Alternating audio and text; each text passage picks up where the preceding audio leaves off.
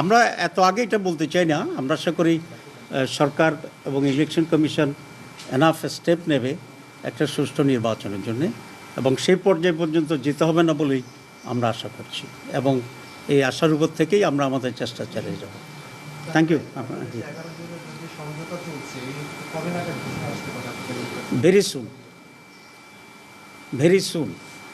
বিভিন্ন পত্রপত্রিকা আমরা দেখতে পাচ্ছি যে আপনাদের সাথে মানে বলছে যে আপনাদের আসন সংখ্যা হচ্ছে না, চুরি হয়ে যেতে যাচ্ছে, এনসিপিকে 10টা দেওয়া হবে, 10টা দেওয়া হবে।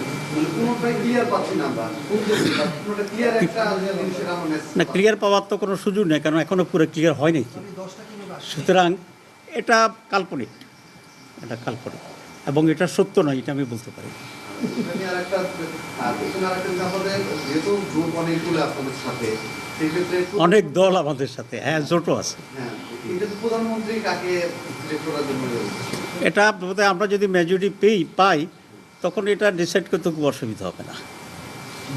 জি না আমি এই যে ঝুঁকে পড়ার প্রশাসন যে একটা দিকে ঝুঁকে যাচ্ছে বলতেছে, এটা কি প্রশাসনকে বাধ্য করা হচ্ছে নাকি তারা উইলিংলি কাজগুলো করতেছে? আপনার কাছে কি মনে হচ্ছে?